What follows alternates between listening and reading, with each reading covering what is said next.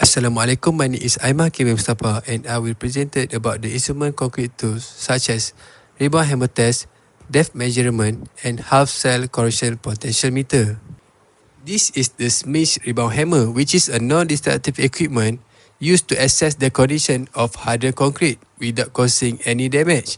It was invented by Ernst or Smith in 1948 and was originally manufactured by Prosek. The main purpose of this equipment is to measure the surface hardness of concrete and estimate of compressive strength. It is also used to evaluate the quality and uniformity of concrete and to detect weak or deteriorated areas. Before conducting the test, the grinding stone is used to smooth the concrete surface by removing loose particles to make sure that we get the accurate and reliable test result. Now is the procedure of operation. Firstly, prepare the concrete surface. Select a smooth, clean and dry concrete surface. Use a grinding stone to get a smooth surface. Next, mark the measure between the point. Make sure that from one point to another point, it is 5 cm distance. Next, position the rebound hammer. Make sure it is 90 degrees from the surface and the plunger is in full contact with the concrete. Then, read the rebound number displayed on the scale and take the reading. Lastly, repeat the test and reading different points within the test area. For the first result, the rebound hammer test indicate an estimated compressive strength of 30 MPa. This result shows that the concrete is in a good condition and therefore the concrete is considered suitable for normal structural application.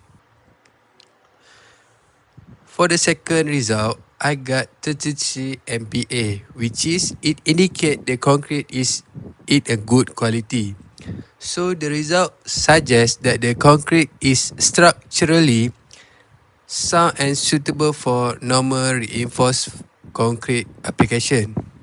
The last result for rebound hammer test produced an estimated compressive strength of 40 MPa. This also indicates the concrete is very good quality with high surface hardness and excellent compressive strength. Therefore, it is suitable for structural application. Next is the crack depth measurement.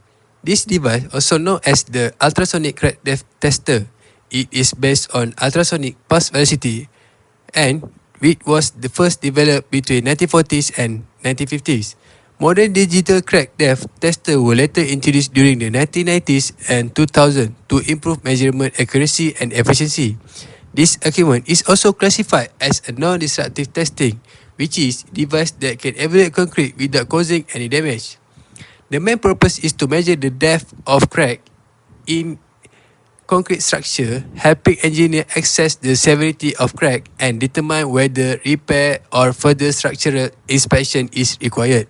Now is the procedure of operation for crack depth measurement. Firstly, prepare the concrete surface, locate the crack to be measured and clean the surface around to remove dust. Next, apply the gel to the probe contact areas. And for the first measurement, place the transmitter probe on the same side of the crack. Here are the record of the ultrasonic transit time for the first measurement. Repeat the same movement as the first measurement, which is T1. Put the gel first and then move the probe on the opposite side of the crack and keeping the same probe spacing. And then record the second transit time. The instrument use T1 and T2 to probe spacing to automatically crack the depth. We need to take the measurement and record and repeat the test for the next crack depth. Here are the result analysis for 3 tests. For the first test, it is recorded a crack depth of 80 mm, indicating a relatively shallow crack.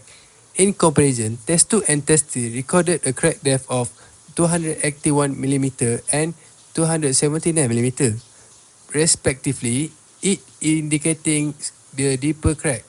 Therefore, the crack identified in test 2 and test 3 should be investigated further to determine the appropriate maintenance or repair measure to ensure the structural integrity of the concrete.